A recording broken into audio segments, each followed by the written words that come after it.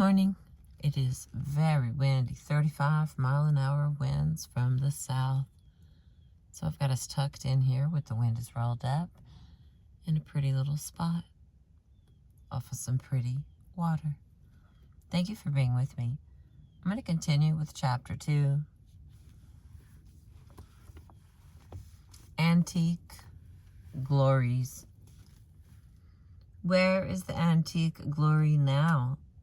Become that Wilhelm wont in women to appear? Spenser, from the Fairy Queen. Goddesses stalk the land in the Celtic mythology, ride their chargers, drive their chariots, fight their battles, are vanquished sometimes, and more often than not, emerge victorious. Nor was the sexuality of these deities ignored, as was appropriate in goddesses who were connected with birth and the fertility of the earth and crops, as well as with war and its companion, death. The concept of the Celtic Great Mother overlording the other lesser tribal deities may or may not have been universally known, although it was certainly known.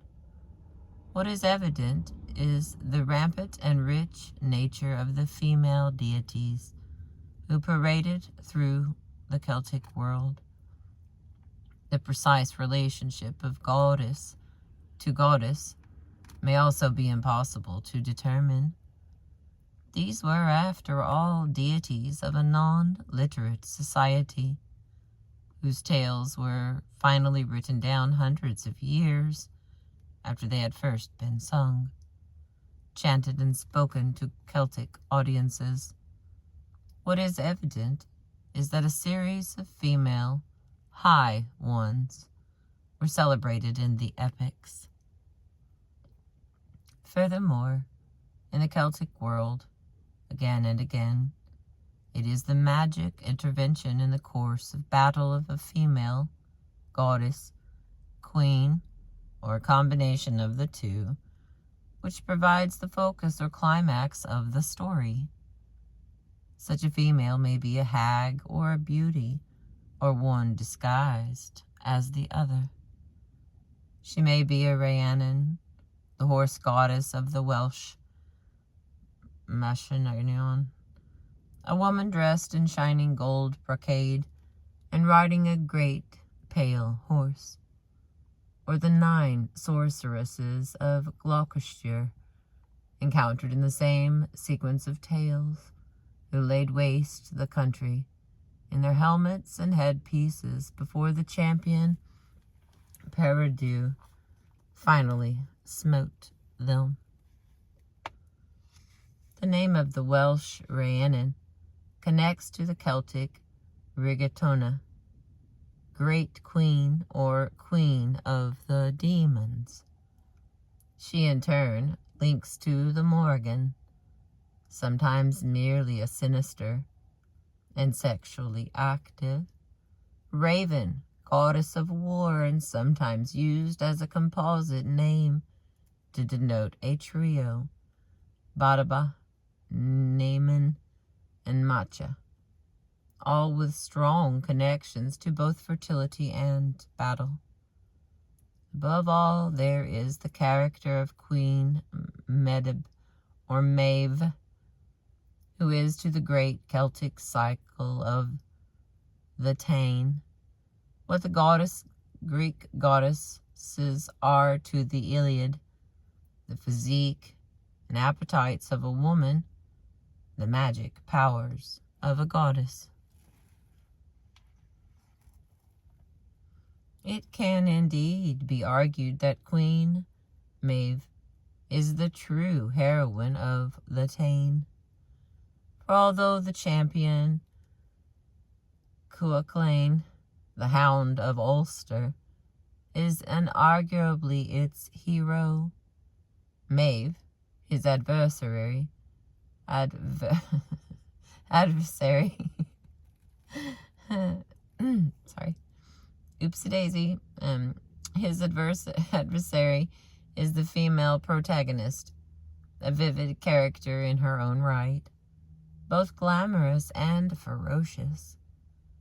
And it is her ardent desire to secure the brown bull of Ulster which sets the whole cycle in train. Like the mahogany, the Táin first emerges in written form long after its stories must first have been current. In the case of the Táin, Christianized by monks in the 8th century AD, as it was later to be Bowdlerized by Lady Gregory, but the society which the Táin actually reflects is thought to be placed around the time of the birth of Christ. That is to say, some 60 years before the Boudiccan revolt. At the start of the Táin, Maeve is having pillow talk with her husband, Ailill, her theme being her superior state before she got married. Not an unusual theme for such conversations, perhaps, but Maeve is able to back her claim by pointing out that she was the daughter of the High King of Ireland, the last and haughtiest of his 6 daughters.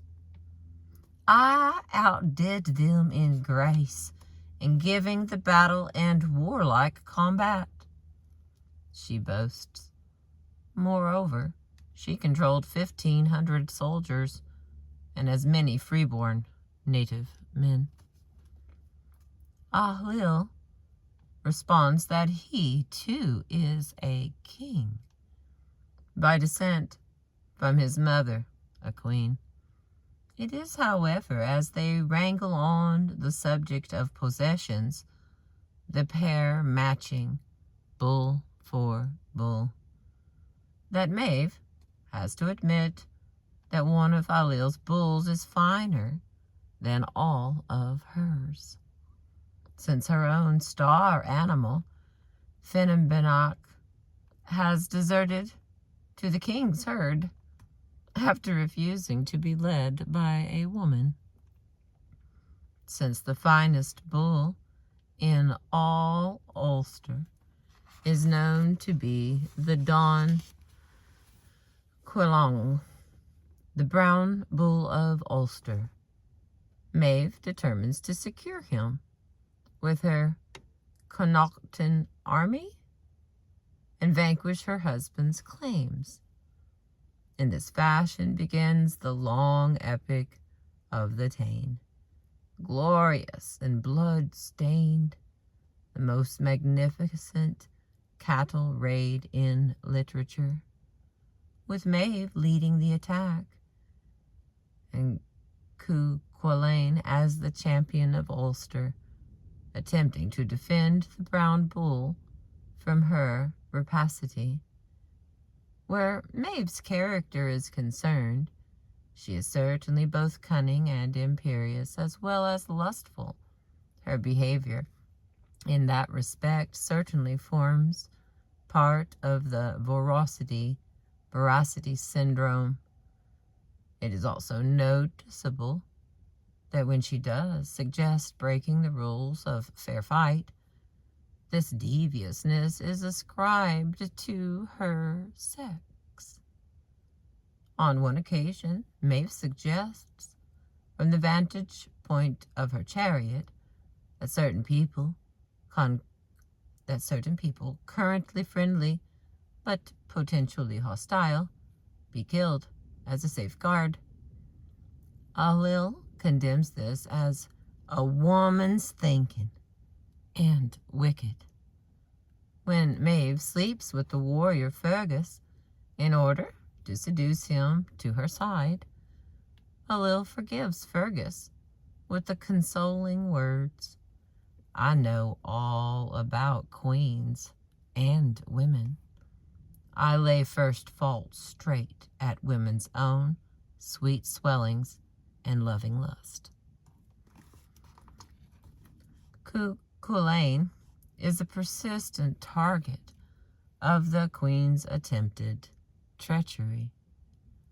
Maeve first suggests a truce and then secretly sends 6 soldiers against the champion, all of royal blood. Fortunately,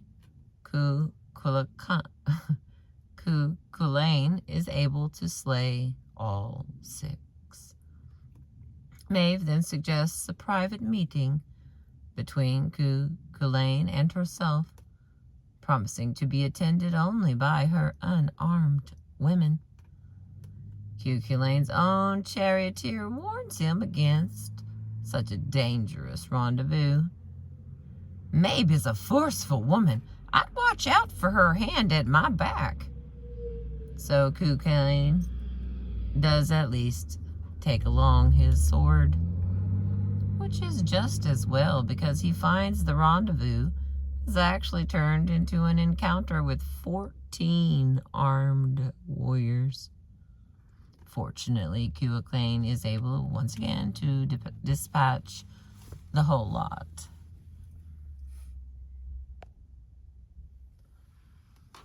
Queen Maeve, with the magical birds or squirrels on her shoulders, is not the only strong goddess woman in the Celtic legends.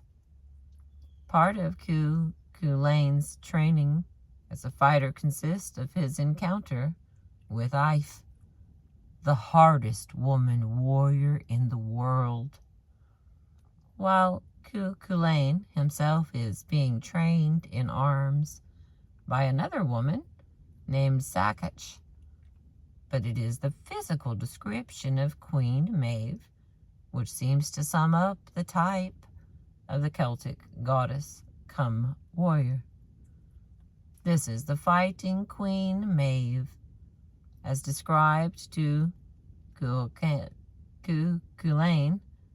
by his fellow warrior Sethern, grievously wounded by an unknown assailant. A tall, fair, long-faced woman with soft features came at me. She had a head of yellow hair and 2 gold birds on her shoulders. She wore a purple cloak folded about her, with 5 hands' breadth of gold on her back.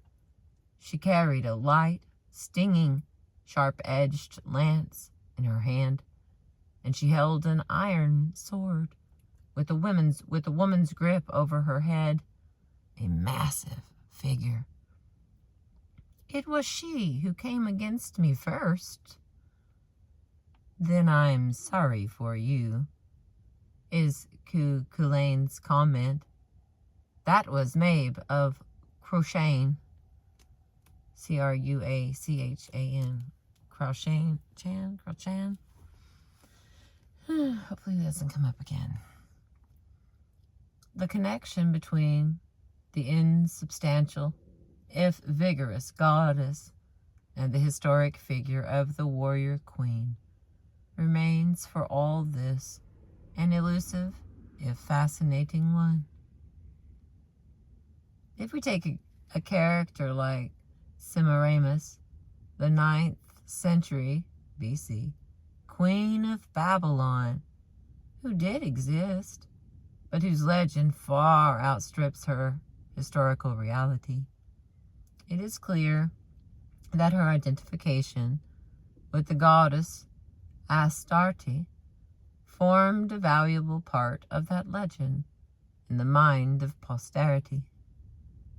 8 centuries later, we find the Hellenistic Queen Cleopatra deliberately donning the mantle of the goddess Isis for sound political reasons.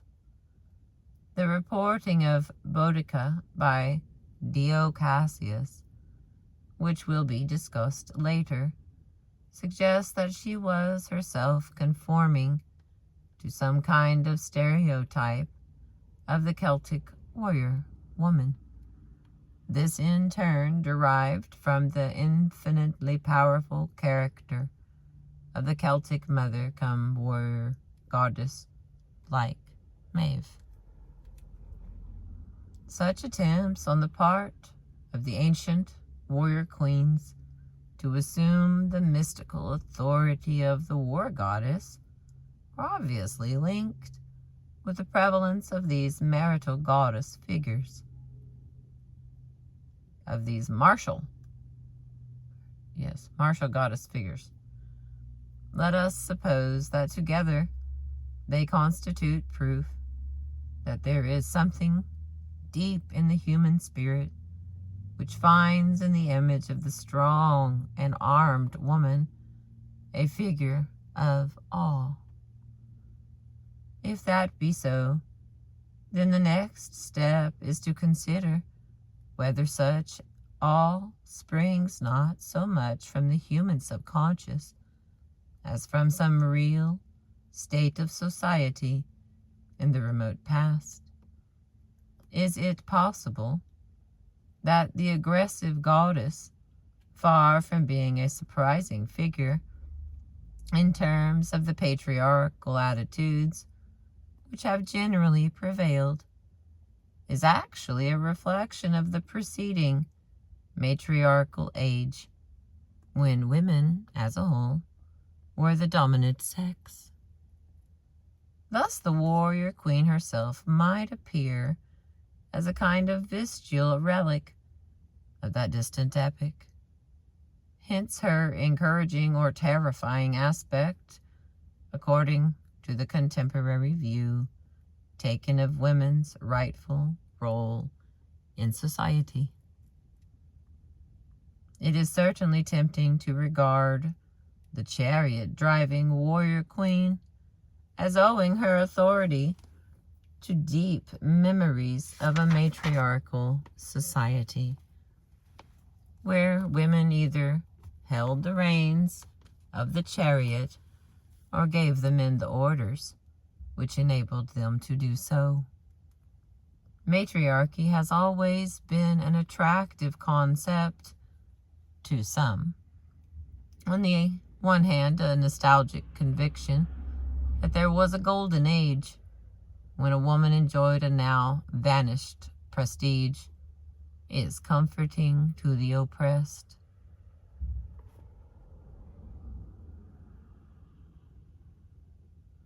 This is the age whose passing Spenser mourned in his writing The Faerie Queene.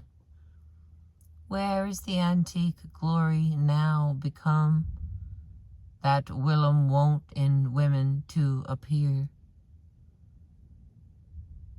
On the other hand, more vigorously, a remedy for the future is suggested by this nostalgia, to restore what was evidently nature's intended ordering.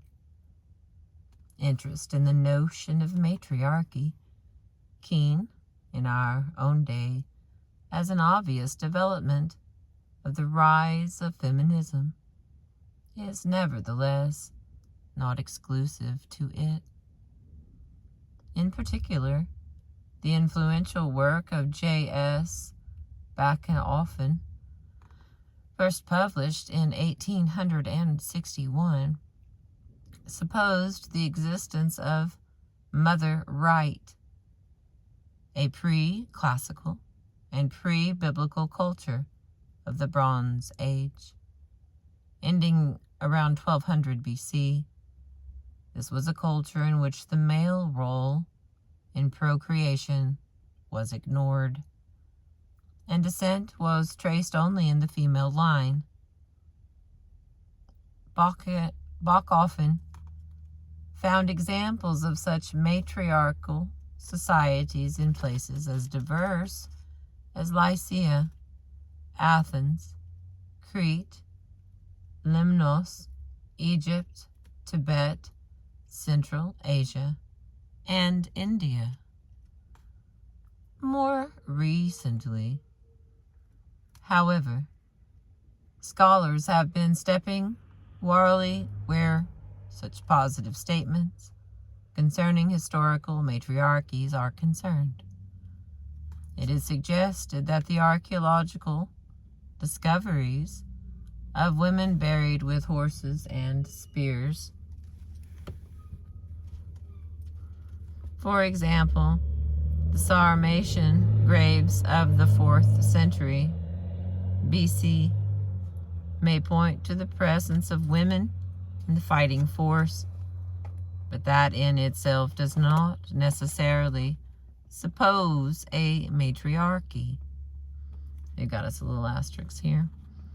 The Oxford English Dictionary from 1933 definition of matriarchy is that form of social organization where the mother, not the father, is the head of the family, and in which descent and relationship are reckoned through mothers, not fathers.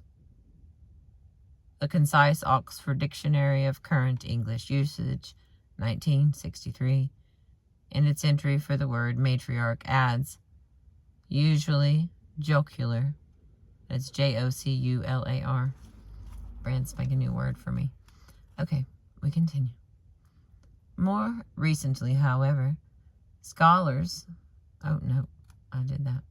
After all, if the graves of females who have served in the Israeli army were to be discovered in 1,000 years' time, it would be a mistake on the part of scholars to regard this as proof of a matriarchal organization in the Israeli state. In 1986, shortage of recruits in the prolonged Iraq-Iran war led to girls being sent into battle, pictured in the newspapers, dressed in the chatter and carrying a gun. Their skeletons surviving by chance alongside their guns would give an even more distorted picture of the Muslim state if some kind of matriarchal conclusions were drawn. Replacing the belief in actual matriarchies, it is now supposed that while certain strong-minded Bronze Age queens did exist, just as individual women in certain societies of the past did display at least something of Spencer's antique glory. The status of women as a whole was not superior to that of men.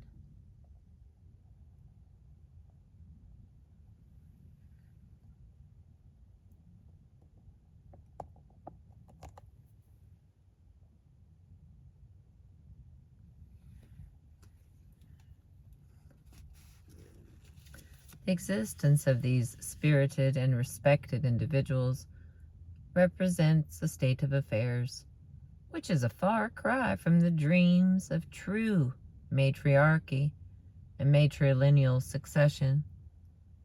The evidence for which has been described, even in the free Celtic world from which Boudica sprang, as being very dubious, and best consigned to the large corpus of myths surrounding Celtic society.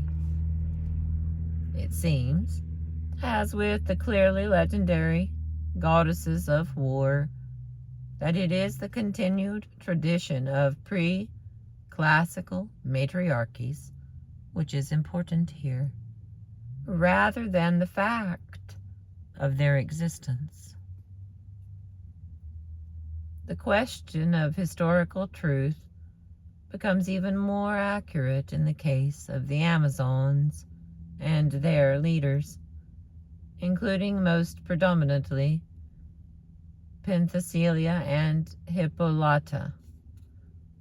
Like the alleged early pre-classical matriarchies, the Amazons have sometimes been granted a proper historical existence, However, in their case, the evidence actually comes from the classical writers, most notably Herodotus. If true, this would be another interesting possibility to explore with regard to the nature of the warrior queen's origins. Should we look to these colonies of armed and self-mutilated women for inspiration? They were supposed to remove one breast for the sake of drawing the bow. The name Amazon itself was once thought to derive from the Greek without breast. Many of the ancient writers cite the Amazons in an area around the Black Sea, and indeed, if they are allowed a historical existence, what is now northern Anatolia seems the likeliest place for the cradle. Coincidentally or not, the lands contiguous to the Black Sea will also provide a number of indisputably authentic warrior queens. Scythia, to the north, however, also has its claims. Herodotus, on the other hand, supported by Diodorus Siculus, places his armed maidens on the shores of the Mediterranean in Libya, the significant point being that the classical writers in general situated the Amazons on the outskirts of their known world. And as this world expanded, so the kingdoms of the Amazons receded into more distant territories. Outside the known world of the Greeks lay the barbarians, those rude and unfortunate strangers who lacked the brilliant order of the Greek state.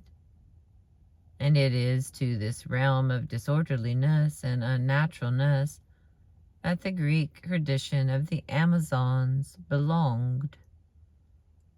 Thus, the Greek heroes of legend are frequently found undergoing a kind of ritual encounter with an Amazon, from which the Greek emerges the victor. The point being less the victory of one sex over the other, since the superiority of the male sex would be taken for granted by the Greeks, than the subjugation of the barbarians by the forces of civilization. It was one of the labors of Hercules to secure the girdle of the Amazon queen Hippolyta. There we go. Similarly, in art, Amazonmachy was a popular theme for many temple friezes and vases. But the defeated women there depicted actually stood for the Greeks' victories over their male enemies, such as the Persians. Diodorus Siculus, writing in about 40 BC, has, like Homer, Penthesilea, involving her Amazons in the Trojan War, in support of Priam, and being killed as a result by Achilles. After that, the power and prestige of the Amazons declined, and it was the defeat and death of the Amazonian Camilla of the Volscians, described by Virgil in the Aeneid, which presaged the establishment of the new Roman Empire under Hyannis. Camilla is introduced to us at the head of her cavalcade of squadrons, a flower with bronze. She is among the Italian leaders who have gathered together, hoping to expel the invading Trojans, led by Aeneas from their native land, a maiden warrior so fleet of foot that she could run across a field of corn without damaging the blades, across the sea without wetting the soles of her feet. Her description also provides an excellent classical example of the tomboy syndrome. She was a warrior. Her girl's hands had never been trained to Minerva's distaff and her baskets of wool, but rather through a maid. She was one to face out grim fights, and in speed of foot to outdistance the winds. As Camilla passed, wayfarers gaped to see how regal splendor clothed her smooth shoulders in purple, how her brooch clasped her hair in its gold, and how she wore on her a Lycian quiver and carried a shepherd's myrtle staff with a lance's head. In the final military confrontation with Aeneas, Camilla rides, armed with her quiver, exulting like an Amazon, through the midst of the slaughter, having one breast exposed for freedom in the fight. Sometimes with all her strength, she would be casting her tough spear shafts in dense showers, and sometimes without pause for rest, her hand would wield a stout battle axe. Camilla is surrounded by her faithful female attendants, daughters of Italy, equally bold in the affray, Larina, Tula, and Tarpeia, wielding her bronze axe.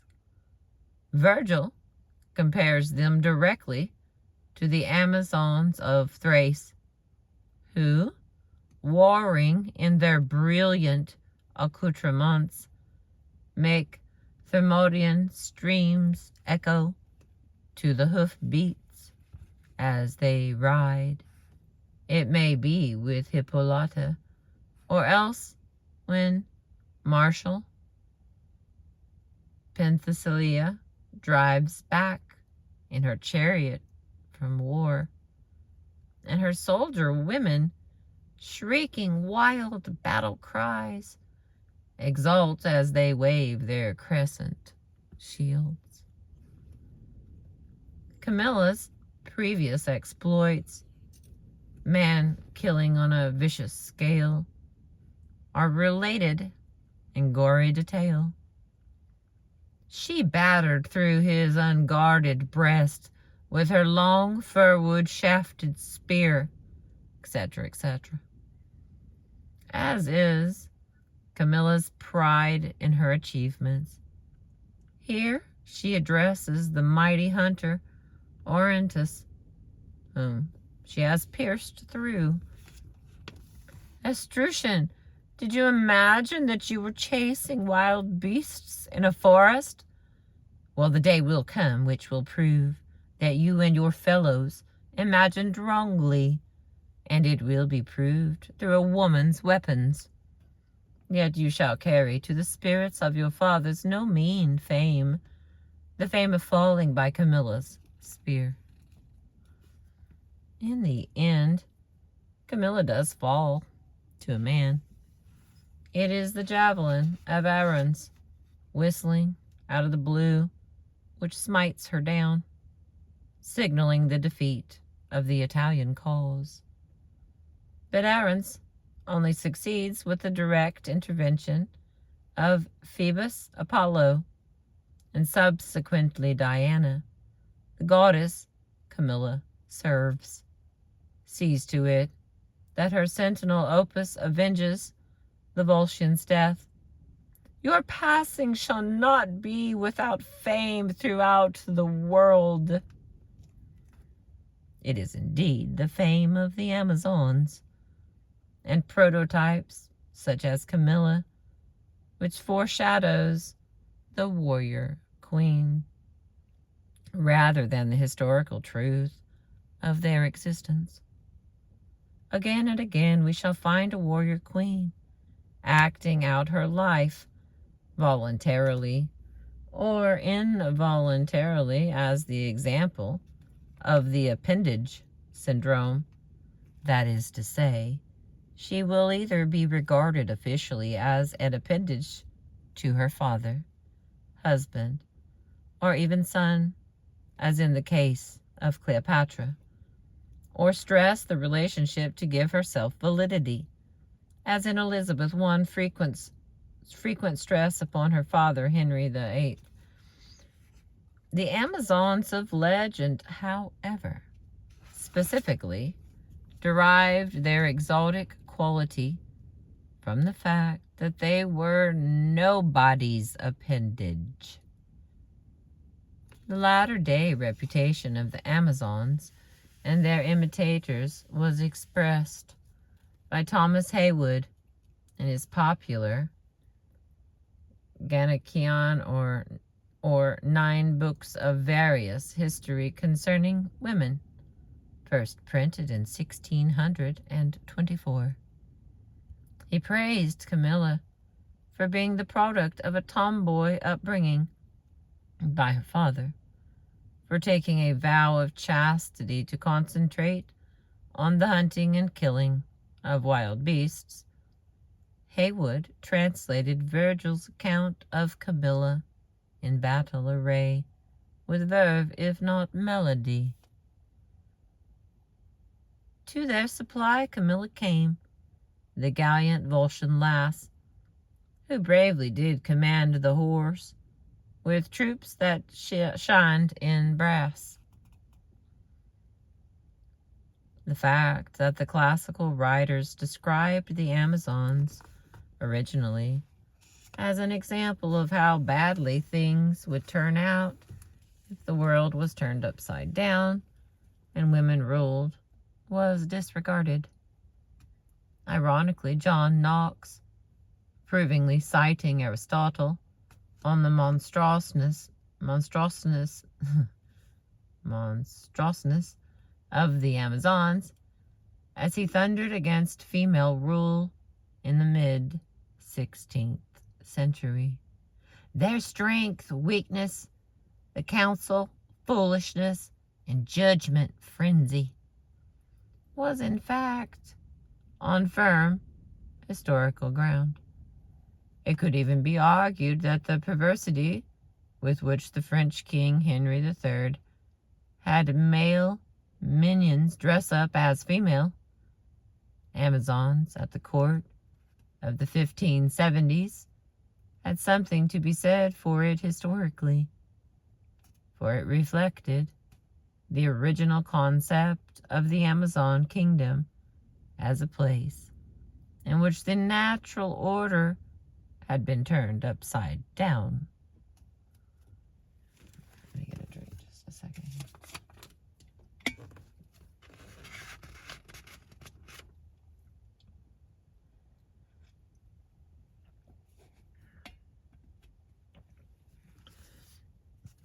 The warrior queens cheerfully ignored all this.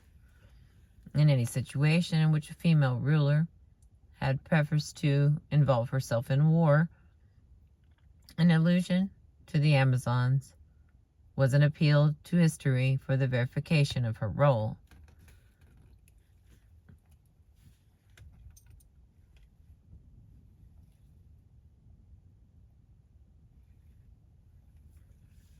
The warrior, okay, there we go. Queen Louise of Prussia, the exquisite, fragile butterfly whom Napoleon would break on the wheel despite her valiant spirit, was contemptuously described by him as appearing on the battlefield dressed as an Amazon in the uniform of her regiment of dragoons. Napoleon did not want pretty women on the battlefield dressed as Amazons or anything else, but to the Prussian soldiers who cheered the straightforward patriotism of their lovely queen, in contrast to the vacillation of her husband. The deliberate assumption of male uniform by a highly feminine woman was an inspiring symbol. Eleanor of Aquitaine was the great feudal heiress whose marriage to Louis VII of France in 1137, shortly after the death of her father, brought him vast possessions. At the time of her marriage, Eleanor was only 15, and the complicated future which awaited her, gifted as she was with beauty, riches, and the intelligence to make use of her gifts, could hardly have been foreseen. The marriage itself would end in divorce, following which the heiress Eleanor would wed the rival monarch across the water, Henry II of England. Eleanor, therefore, was still a comparatively young woman on that Easter day in 1146, when she knelt before the celebrated orator, the Abbé Bernard of Clairvaux at Vézelay, and, moved by his eloquence, offered him her thousands of vassals for what was to become the Second Crusade.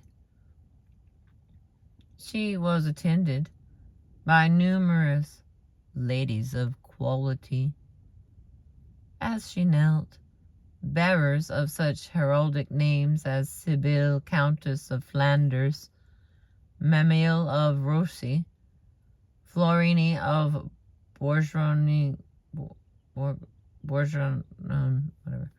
Torquerary of Bouillon, and Fay of Toulouse. It was one thing for a great lady to pledge her vassals, quite another for her to go on the crusade herself.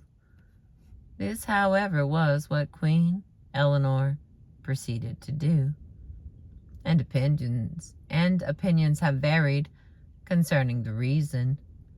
Did chivalry demand the presence of a woman at the center of this pious procession? More humanly, did King Louis himself fear for the consequences of leaving his fascinating young wife at home?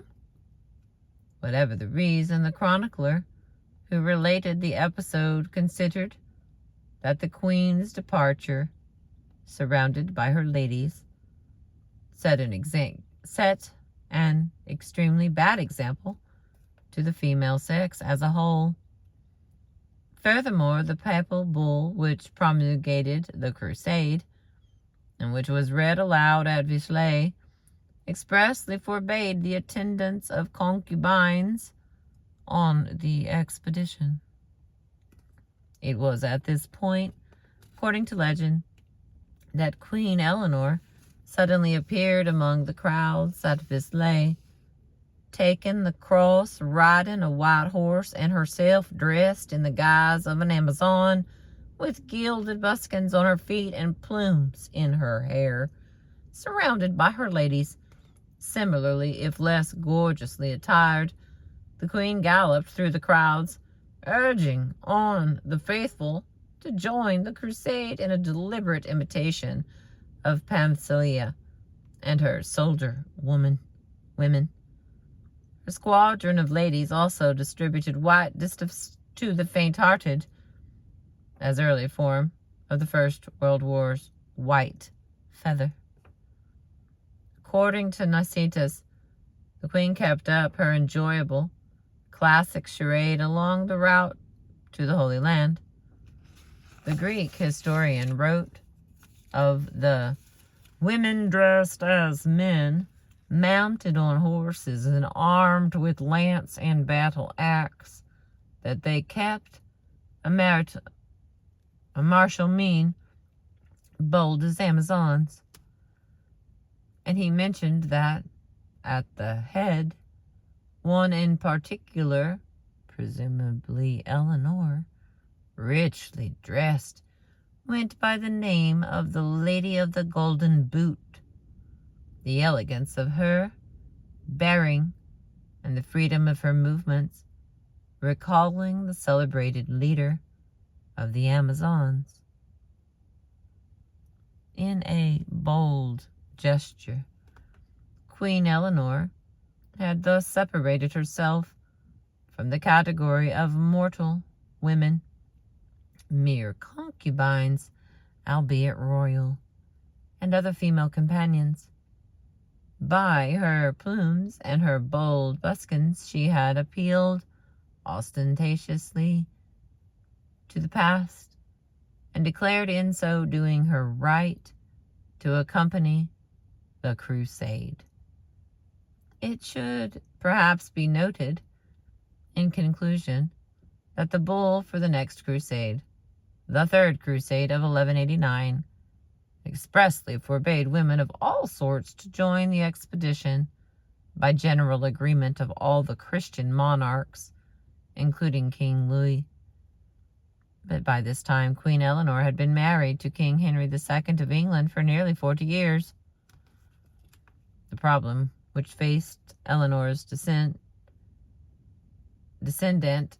Anne, Queen of England from 1702 and of Great Britain from 1707, was one not so much of action as of image. Unlike her sister Mary in the preceding reign, Queen Anne had no William III at her side as consort, co-ruler, and in effect sole controller of the destinies of the country. It was clear that William, after Queen Mary's death in 1694, was as much a de facto ruler by right of his male sex as a de jure monarch. Queen Anne, on the other hand, had as her consort the dim Danish Prince George, who had no claims to the English throne, and whom no one considered making de facto ruler. Yet Anne reigned throughout a period of extraordinary military activity in the history of her country, ending gloriously with the victorious Marlborough campaigns, but coming perilously close to defeat before that happy outcome was achieved.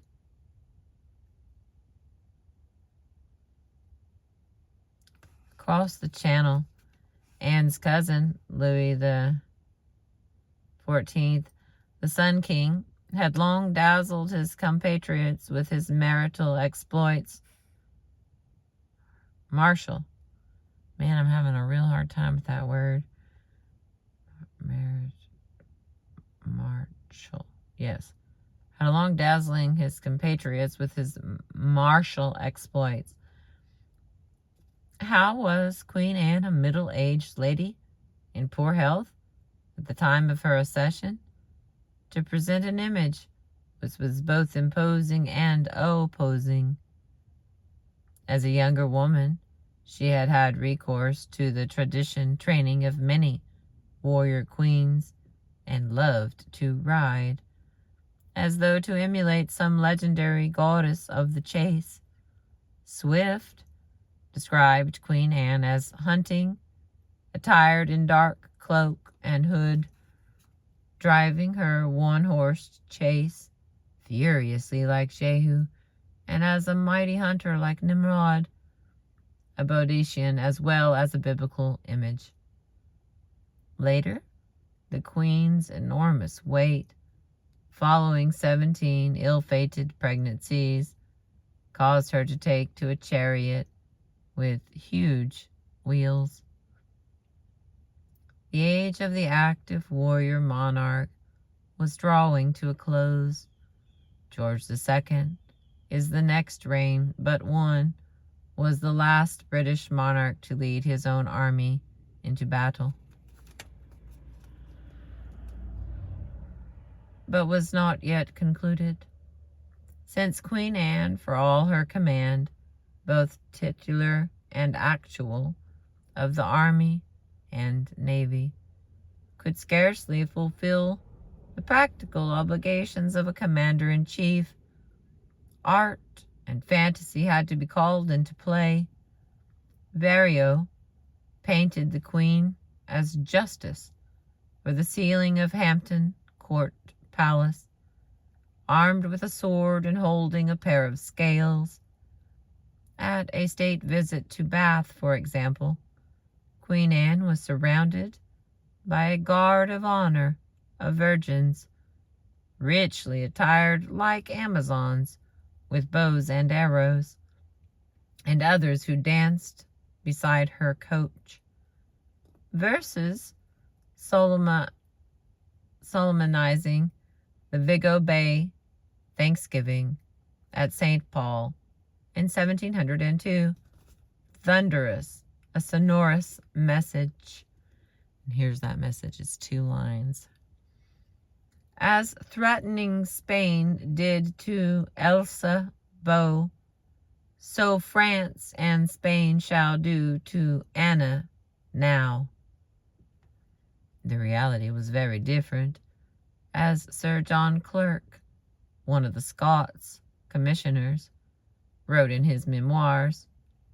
A gouty old woman with a red spotted face, some nasty bandages, and a poultice.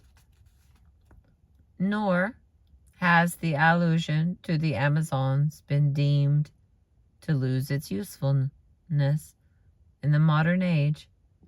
In 1986, for example, the women surrounding Benazir Bhutto, bold female claimant to the leadership of Pakistan, are colloquially known as the Amazons. Yet, to appeal to the incorrectly interpreted past for validation seems more touching and more paradoxical than that made on the magnificent tombstone of Matilda of Tuscany, constructed on a significantly heroic scale following her death in 1115. It was held to be appropriate that some allusion to her career on the battlefield should be made. Apart from the 4 huge female figures of prudence, justice, fortitude, and temperance, which supports the tomb. So Penthesilea was called into play. Et tu deposuit termis invicta virago qualis Amazonide Penthesilea solet. And then this warrior woman disposed her troops as the Amazonian Penthesilea is accustomed to do. Thus the deeply religious Christian Countess Matilda, whose personal crusade was on behalf of the Pope for the Empire of Christ, needed the imprimatur of the savage pagan queen to justify her unwomanly role. And that is the end of chapter 2. We will continue with chapter 3, the Queen of War. Let's see if this will fit in front of this.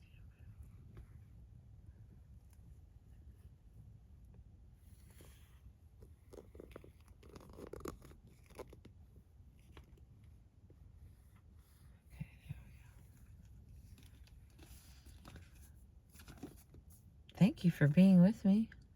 I appreciate you. And you know that part of the joy of this experience is when I don't get the words right. So if that's bothering you, it's kind of the point. I apologize. I've had all kinds of pieces of information from out of this book, and it's interesting to have it more organized and see that, you know, really, what is 1,000 years? I mean, you know, it's really not that long. So as long as someone's writing it down, you get to look over the notes, I guess, huh? Well, thank you for being with me. I appreciate you. To be continued.